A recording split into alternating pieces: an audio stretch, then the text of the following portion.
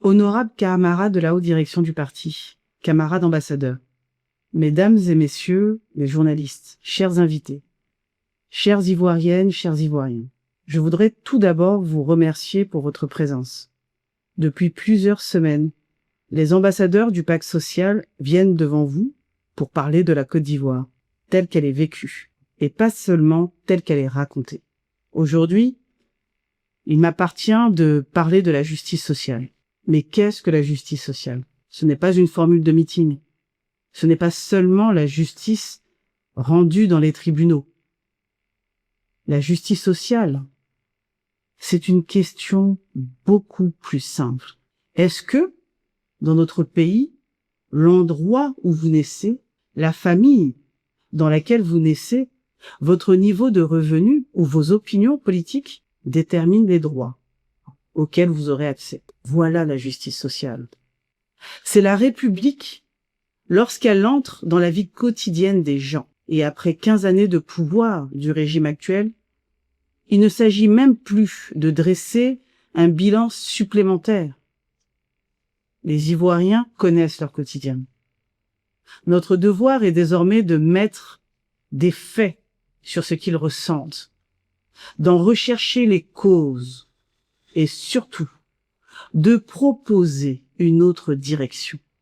Je veux également être clair, nous n'allons pas nier ce qui a été réalisé. Le nier serait de mauvaise foi. Mais la véritable question est celle-ci.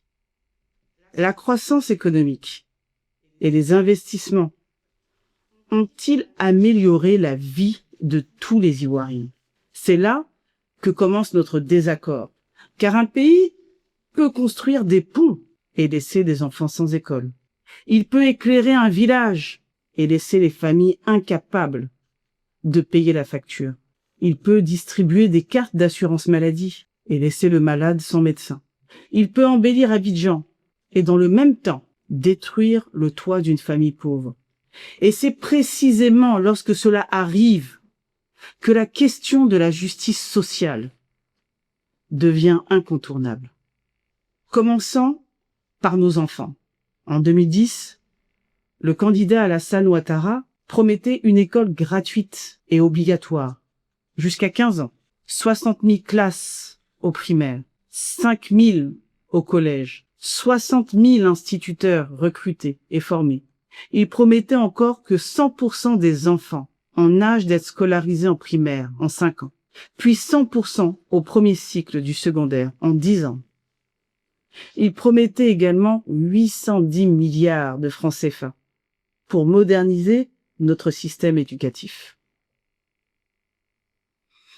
15 ans après, regardons seulement les chiffres officiels. Dans le premier cycle du secondaire public, on atteint en moyenne 74 élèves par classe, alors que l'administration elle-même avait fixé une norme de 55. Pour l'année scolaire 2024-2025, un peu plus de 36 000 enfants n'ont pas pu accéder au CP1. Parmi eux, 18% faute de capacité d'accueil. Et selon le RGPH 2021 et les données reprises par l'UNICEF, environ 2 millions d'enfants se trouvent hors du système scolaire. Voilà la première injustice. On proclame l'école obligatoire, mais l'État n'est pas toujours capable de donner une place à l'enfant auquel il impose cette obligation. Et pendant ce temps, notre école publique recule au profit du privé. Aujourd'hui, 64% des élèves du secondaire sont scolarisés dans le privé et 77% des établissements secondaires sont privés. Ce qui devait être un service public universel a progressivement été externalisé vers des établissements privés que les familles doivent financer directement ou indirectement. Et regardez l'environnement dans lequel nos enfants étudient. Dans le primaire public, parce que là je parle du public, seulement 33% des écoles disposent de l'électricité. 42,7% ont un point d'eau. Moins de la moitié disposent de latrines fonctionnelles. Au secondaire, près de 9 établissements sur 10 n'ont pas de cantine. Je voudrais que nous arrêtions un instant, que nous arrêtions de parler en milliards. Je voudrais que nous écoutions un enfant de cette Côte d'Ivoire-là. Écoutez. En fait, moi, je viens de la Côte d'Ivoire. Moi, ce qui m'a poussé à sortir, c'est que pendant la crise post-électorale en 2010, j'ai perdu mes 2 parents. Alors, j'avais personne pour m'aider. Et un jour, nous sommes restés à l'école. Il y avait un document acheté, le professeur rentrait en classe. Il y a un mot qu'il employait qui m'a beaucoup touché. Il a même dit que l'école n'est pas faite pour les pauvres. Et j'ai su ce qu'il disait que c'était vrai. C'est vraiment, l'école n'est pas faite pour les pauvres. Parce qu'il y a des documents achetés, d'autres achètent et moi je ne peux pas acheter. Si j'avais les moyens pour acheter, je me suis dit quoi? Au lieu de continuer après aller m'asseoir avec les diplômes sans travail, je préfère sortir. Je préfère souffrir ailleurs que de souffrir dans mon propre pays. Vous avez entendu? L'école n'est pas faite pour les pauvres. Cette phrase seule devrait nous empêcher de dormir. Parce qu'aucun enfant ne devrait jamais pouvoir quitter son pays en ayant retenu de son passage à l'école de Côte d'Ivoire que le savoir était réservé à ceux qui avaient de l'argent. Ce jeune homme n'est pas une statistique. Il est le visage humain d'un système. Et lorsque les statistiques rencontrent les visages, on comprend mieux la réalité. La Cour des comptes nous apprend ainsi qu'en 2021, sur les investissements financés par le Trésor, la présidence de la République a exécuté 272,5 milliards de francs CFA, contre 28,9 milliards pour l'éducation nationale. 9 fois plus. Ce n'est pas une estimation du PPACI. Les 2 chiffres figurent dans le même tableau de la Cour des comptes. Plus grave encore, pendant 3 années environ, 31 milliards de francs CFA de dons destinés aux candidats scolaires, aux cantines scolaires, sont restés inexécutés, alors que près de 9 collèges et lycées sur 10 n'ont pas de cantine. Où est passé l'argent? Voilà le problème que nous posons. Ce n'est pas seulement combien l'État dépense-t-il, c'est plutôt quelles sont ses priorités. Prenons maintenant la santé. En 2010, la couverture maladie universelle devait être proposée aux Ivoiriens dans les 6 mois suivant l'arrivée au pouvoir du régime Ouattara. La loi n'est intervenue qu'en 2014. L'expérimentation n'a commencé qu'en 2017. Les premières prestations ne sont intervenues qu'en 2019. Ce qui était annoncé pour 6 mois en 2010 dans leur programme de campagne a donc nécessité plusieurs années avant que les premiers soins soient effectivement délivrés. La CNAM annonçait au 2 décembre 2025 plus de 22,7 millions de personnes enrôlées. À la fin septembre 2025, environ 10 millions de cartes ont été distribuées. Mais pour quels résultats concrets? Qui cotise réellement? Qui bénéficie de façon concrète de la CNU? Le rapport du programme social du gouvernement reconnaissait lui-même que moins de 10% des assurés du secteur informel s'étaient acquittés au moins une fois de leur cotisation. Pourquoi? Parce qu'une carte ne soigne personne toute seule. Il faut du personnel de santé disponible, et pour tous. Le ministère de la Santé dénombrait dans son rapport 2024 5 447 médecins pour tout le pays, dont 3 691 effectivement soignants. Et pourtant, sur les 34 régions sanitaires, 22 régions ont moins d'1 médecin pour 10 000 habitants. Plus frappant encore, la mortalité maternelle hospitalière était de 254 décès pour 100 000 naissances dans le Bounkiani, contre 21 dans le Poro. Selon la région où elle accouche, une femme ivoirienne peut courir un risque radicalement différent. Est-ce que c'est ça l'égalité devant le service public? Notre problème avec la CMU n'est pas dans son principe. L'accès de tous les Ivoiriens aux soins est une nécessité. Et cette ambition n'est d'ailleurs pas née avec le régime actuel. Sous la présidence de Laurent Gbagbo, la Côte d'Ivoire avait déjà engagé la mise en place de l'assurance maladie universelle. Ce qui est regrettable aujourd'hui, c'est qu'un projet aussi essentiel, qui devrait être un véritable instrument de solidarité nationale, ait fini par ressembler davantage à une promesse que l'on ressort à l'approche des élections qu'à un droit durablement garanti aux Ivoiriens. Notre problème est là, la distance entre la carte et le soin.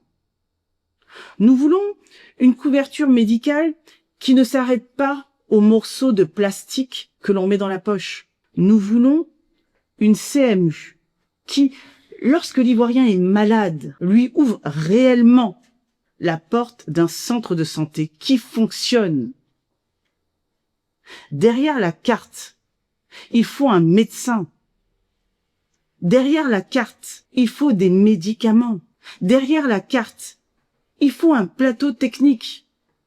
Derrière la carte, il faut surtout la même chance d'être soigné, quel que soit l'endroit où l'on vit. Et puis, il y a un calendrier que chacun pourra apprécier. Regardez, la CMU, 0 cotisation. Elle a commencé quand? Elle a commencé le 1er mai 2025, 5 mois avant l'élection présidentielle. Elle a ensuite été prolongée jusqu'au 31 décembre 2025, couvrant ainsi la séquence électorale qui se poursuivait avec les législatives. La Caisse nationale d'assurance maladie attribue à cette période près de 6 millions d'enrôlements supplémentaires. Je ne ferai aucun procès d'intention. Je constate simplement les dates. Mais, lorsque la gratuité apparaît à l'approche des élections et disparaît lorsque les élections s'éloignent, les Ivoiriens sont en droit de s'interroger. Voilà notre différence. Nous, au PPACI, nous ne voulons pas seulement donner aux Ivoiriens une carte de santé. Nous ne voulons pas leur donner un bout de plastique. Nous voulons leur garantir le droit d'être effectivement soignés, quelle que soit leur région d'origine. Voyons maintenant le logement des Ivoiriens. En 2010, on nous promettait la maison ado. Vous savez, la maison à 5 millions de francs CFA, remboursable avec 25 000 francs par mois. En 2015, l'engagement était porté à 500 000 logements sociaux en 10 ans. Et pour les quartiers précaires, le programme du candidat Ouattara promettait non pas leur destruction, mais leur restructuration en eau, en électricité, en éclairage public. Or, le propre bilan du programme social du gouvernement évoquait seulement 15 618 logements implantés depuis 2011, toutes catégories confondues. Et les documents analysés permettent notamment d'identifier 637 logements sociaux effectivement livrés par la SICOGI entre 2012 et 2018. En 2023 encore, le programme d'urgence de 25 000 logements se trouvait au stade des études et des procédures d'appel d'offres. En résumé, les logements sociaux ne sont pas arrivés. Mais les bulldozers, eux, sont arrivés. À partir de 2024, Amnesty International a documenté les conséquences humaines des démolitions. Environ 28 000 personnes affectées à Boribana, 5 000 à Banco 1, 1 199 familles à Gesco, 600 familles à l'abattoir. Je voudrais que nous écoutions un autre Ivoirien, un homme qui explique avoir voté pour Alassane Ouattara en 2010 et qui, après avoir été déguerpi du quartier Goblet, porte aujourd'hui un autre regard sur ce choix. Écoutez-le. Je suis un homme de RAGP. Voilà, j'étais voté. Je suis fier. Et d'autres me sont fâchés contre moi. Aujourd'hui, si je suis dans ce quartier-là, ça va pas, je suis content d'être ici. C'est le manque de moyens qui a fait que je suis ici aujourd'hui. Voilà. Là, je veux que tu écoutes ce que je te dis très bien. Si je suis dans ce quartier, ça va pas, je suis fier d'être ici. C'est pas un quartier où on doit vivre. Mais si on est ici, c'est le manque de moyens, c'est la misère. Voilà. À temps normal, tendez-nous la main. Voilà tout ce peuple-là. Personne. Le quartier prend plus de 8000 populations. Aujourd'hui, là, on n'a pas de docteur. On est là. On t'a voté là, on ne savait pas que c'était comme ça, tu allais nous récompenser. Voilà. C'est la misère, la solution de la misère que tu as envoyée chez nous. C'est pas la solution, hein. C'est la solution de la misère, de la pauvreté. Tu nous avais promis que nous tous là, on va oublier la misère. Mais aujourd'hui là, c'est plus que la misère. Il avait voté Ouattara en 2010. Il avait espéré. Et quelques années plus tard, il s'est retrouvé du côté de ceux que la modernisation chasse de leur maison. Ce témoignage ne doit pas être traité comme une vengeance politique. Il doit nous interroger, nous interpeller. Parce qu'un État moderne ne peut pas considérer les pauvres comme une gêne urbaine. Le pacte international relatif aux droits économiques, sociaux et culturels protège le droit à un logement suffisant. Et le Comité des droits économiques, sociaux et culturels de l'ONU rappelle qu'une expulsion ne doit pas laisser une famille sans solution de logement. Dans plusieurs opérations de déguerpissement ici en Côte d'Ivoire, Amnesty International a précisément relevé des insuffisances de consultation, de préavis et d'indemnisation préalable. Nous, au PPACI, notre principe sera simple. Pas de déguerpissement sans solution digne de relogement. Voyons maintenant la question de l'eau et de l'électricité. Sur l'électricité, deux choses ont été faites. On va pas le nier.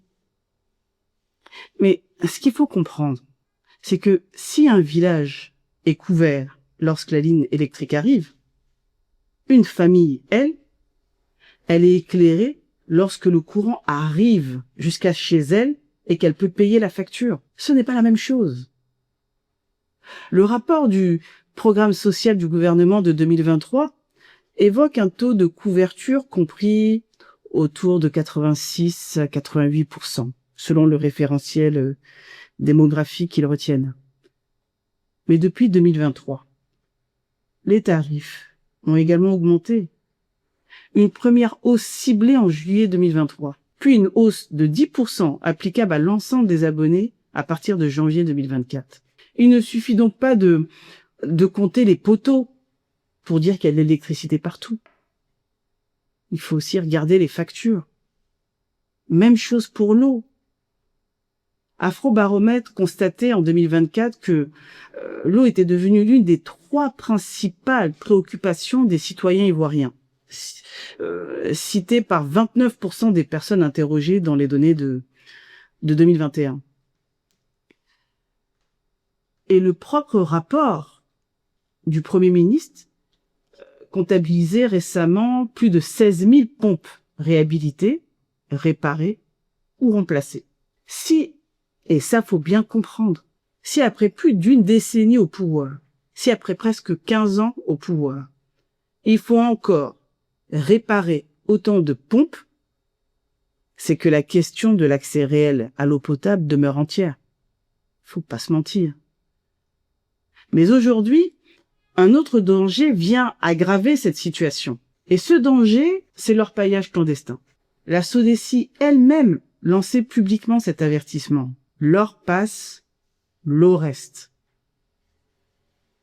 Et elle précisait que l'orpaillage clandestin et l'utilisation de produits toxiques tels que le mercure détruisent les rivières, au point de provoquer l'arrêt de certaines usines de traitement et par conséquent des coupures d'eau pour des milliers de familles. Ce cri d'alerte doit être entendu pour ce qu'il est. Lorsque l'opérateur chargé de produire et de distribuer l'eau potable en vient lui-même à alerter publiquement sur la dégradation de la ressource qu'il doit traiter, nous ne sommes plus devant une simple difficulté environnementale. Nous sommes devant une menace directe sur un service public essentiel. car l'orpaillage clandestin ne détruit pas seulement des sols ou des rivières. Lorsqu'il pollue la rivière qui alimente une ville, eh bien, il arrive jusque dans le robinet des familles. Il devient alors un problème de santé publique, un problème social. Parce que c'est un problème social, parce que ce sont d'abord des familles, les familles les plus modestes, qui souffrent des coupures et doivent acheter de l'eau ailleurs. C'est un problème économique. Et surtout, c'est un problème de responsabilité de l'État. L'État ne peut pas et ne doit pas se contenter de demander aux populations de protéger l'environnement. Il appartient à l'État, il lui appartient d'empêcher que des activités clandestines puissent durablement compromettre l'accès de milliers de citoyens à une ressource aussi fondamentale que l'eau potable. L'eau potable, l'eau potable n'est pas un luxe. Ce n'est pas un privilège réservé à certaines villes ou à certaines catégories sociales. C'est une condition élémentaire de la dignité humaine. Et c'est aussi cela la justice sociale. Construire des infrastructures est important. Étendre les réseaux est nécessaire. Mais la première responsabilité demeure de garantir que l'eau qui circule dans ces réseaux soit disponible, accessible et potable. Enfin, et surtout, je dirais le plus important, il y a aussi la question de notre système judiciaire, ou du moins la question de la justice tout court. Il y a effectivement une première injustice, plus silencieuse, plus discrète, et donc plus redoutable. Elle commence parfois quelques jours après la naissance. Selon les données de l'UNICEF reprises dans notre étude, environ 2 millions d'enfants ivoiriens ne disposent pas d'un acte de naissance. Pour régulariser la situation, les familles doivent souvent passer par un jugement supplétif, avec un coût moyen qui a été évalué à environ 30 000 francs CFA. Et sans acte de naissance, commence alors une chaîne d'exclusion. Difficulté pour entrer à l'école. Difficulté pour passer certains examens. Difficulté pour obtenir ensuite une CNI ou s'enrôler correctement dans certains dispositifs publics. Et une fois adulte, difficulté pour exercer pleinement sa citoyenneté. Je dis difficulté, mais on pourrait dire impossibilité. Réfléchissons à cela. Dans la même République, certains enfants reçoivent, dès leur naissance, tous les moyens d'exister juridiquement, et d'autres doivent payer pour prouver qu'ils existent. La pauvreté ne doit jamais condamner un enfant à l'invisibilité. C'est pourquoi la justice sociale commence aussi par un état civil fiable, accessible, de proximité et réellement abordable pour toutes les familles. Et cette injustice ou cette inégalité, elle se poursuit devant le juge. Le comité contre la torture des Nations Unies constatait encore en juillet 2024 une population carcérale proche de 3 fois la capacité totale des prisons, ainsi que des conditions préoccupantes d'hygiène, d'alimentation et de détention. Et s'inquiéter des détentions préventives de longue durée. Il faut quand même rappeler qu'un prévenu demeure innocent. Il demeure présumé innocent. La justice ne doit jamais être une peine avant la condamnation. Et surtout, elle doit être la même pour tous, puissants ou pauvres, gouvernants ou opposants. C'est aussi ça la République. La question des prisonniers d'opinion a déjà été abordée par l'ambassadeur en charge du pilier des droits de l'homme et de la protection des citoyens. Je n'y reviendrai donc que brièvement, mais la gravité de la situation impose de rappeler un principe simple. La prison ne doit jamais être la réponse aux désaccords politiques. Les Nations Unies ont elles-mêmes alerté sur la surpopulation carcérale et sur le recours aux détentions préventives de longue durée en Côte d'Ivoire. Lorsqu'un régime ne répond plus à la contradiction par les arguments, mais par les poursuites judiciaires et l'enfermement, il ne démontre pas sa force. Il révèle son incapacité à convaincre. Et c'est précisément là que la justice sociale rejoint la démocratie. Car une démocratie ne se mesure pas seulement au fait d'organiser des élections, elle se mesure aussi à la place qu'elle laisse au pluralisme, à la contradiction, et surtout à la possibilité réelle pour chaque citoyen de choisir librement entre les différentes offres politiques concurrentes.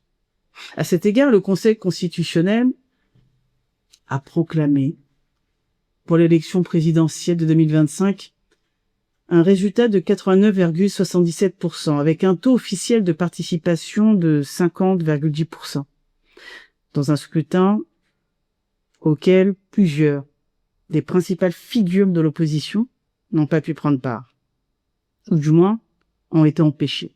Je ne veux pas refaire ici le débat électoral, ce n'est même pas le propos. Je veux simplement montrer qu'il existe un même fil conducteur entre toutes les injustices que nous venons d'évoquer. L'enfant, qui aujourd'hui n'a pas d'acte de naissance, et peut-être l'adulte qui demain n'aura pas de CNI, ne sera pas inscrit sur la liste électorale, et ne pourra pas exercer pleinement sa citoyenneté. Alors quel est le problème de fond? Lorsque nous mettons bout à bout l'école, la santé, le logement, l'eau, l'électricité, l'état civil, la justice, un même constat apparaît. Le problème de la Côte d'Ivoire n'est pas seulement un problème de richesse, c'est un problème de répartition des priorités de la République. C'est un problème de redistribution des richesses. Notre budget national a considérablement augmenté. Des infrastructures ont été réalisées. Mais trop d'Ivoiriens regardent encore cette croissance passer devant eux sans que la croissance entre véritablement dans leur maison. C'est ça que le pacte social voulu par le référent politique, le président Laurent Gbagbo, entend changer. Nous ne dévoilons pas aujourd'hui chacune de nos propositions. Elles seront présentées, chiffrées, discutées le moment venu. Et surtout, nous irons les confronter à la réalité. Nous irons dans les régions, nous irons dans les quartiers, nous irons dans les villages, nous irons dans la diaspora. Nous écouterons ceux qui vivent ces problèmes avant de prétendre les résoudre. Mais notre direction est déjà claire. Remettre la chose publique au centre. Remettre la chose publique au centre. La République, voyez-vous, n'appartient ni à un parti, ni à un clan, ni aux plus riches. Elle appartient à tous. Honorables camarades de la haute direction du parti, camarades ambassadeurs, mesdames et messieurs les journalistes, chers invités, les questions que nous posons aujourd'hui, la question du moins que nous posons aujourd'hui, est au fond très simple. C'est la suivante. À quoi sert un État? À quoi sert la croissance si l'enfant pauvre reste devant la porte de l'école? À quoi sert la carte CMU si la mère de famille ne trouve pas le médecin lorsqu'elle accouche? À quoi ça sert d'embellir la ville si celui qui y vit depuis 20 ans se retrouve un matin devant les gravats de sa maison? À quoi ça sert d'électrifier un village si les familles ne peuvent pas payer le courant? À quoi ça sert de parler de citoyenneté à un enfant auquel la République n'a même pas donné la preuve officielle qu'il existe? La grandeur d'un pays ne se mesure pas à la hauteur de ses poux. Elle se mesure à la distance qui sépare le plus faible de ses citoyens de la protection de l'État. Et c'est cette distance que nous voulons réduire. Nous voulons Une Côte d'Ivoire où l'enfant d'un paysan peut-être peut rêver aussi grand que l'enfant d'un ministre. Nous voulons d'une Côte d'Ivoire où être pauvre ne signifie pas être invisible, où tomber malade ne signifie pas choisir entre se soigner et nourrir sa famille, où le développement ne chasse pas les plus faibles, mais les emmène avec lui, où l'État ne demande pas d'abord qui es-tu, pour qui votes-tu, combien gagnes-tu, où habites-tu, mais où l'État dit simplement « Tu es ivoirien, tu as des droits, et je suis là pour les garantir. » Voilà le pacte que nous voulons construire. Un pacte entre la République et son peuple. Un pacte dans lequel l'État tient parole. Un pacte dans lequel aucun Ivoirien n'est oublié, méprisé, humilié. Je voudrais, pour terminer, saluer le travail de tous les ambassadeurs du pacte social qui m'ont précédé et qui poursuivent cette réflexion pour leurs piliers respectifs. Nous avons encore beaucoup à faire. Le peuple nous regarde. Il nous demande pas de lui promettre davantage. Il nous demande de comprendre ce qu'il vit, de respecter son intelligence et demain, de tenir nos engagements. Au fond, notre ambition peut se résumer en quelques mots. Faire de la politique, non pas pour se servir du peuple, mais pour servir le peuple. Et lorsque viendra le temps de choisir nos priorités, souvenons-nous toujours de ceci. Eux pourront compter les ponts à Abidjan. Nous compterons les vies améliorées. Parce qu'un pont est utile, oui. Une route est utile, oui. Un stade peut être utile, effectivement. Mais une république n'a réellement réussi que lorsque l'enfant peut apprendre, lorsque le malade peut être soigné, lorsque la famille peut vivre sous un toit, lorsque l'eau coule au robinet, lorsque la lumière reste allumée, lorsque le citoyen existe devant la loi, et lorsque la justice protège chacun avec la même force et ne terrorise personne. C'est cette Côte d'Ivoire que nous voulons servir. C'est cette Côte d'Ivoire que nous voulons reconstruire ensemble. Et dans cette Côte d'Ivoire-là, aucun Ivoirien ne devra jamais être laissé au bord du chemin. Je vous remercie.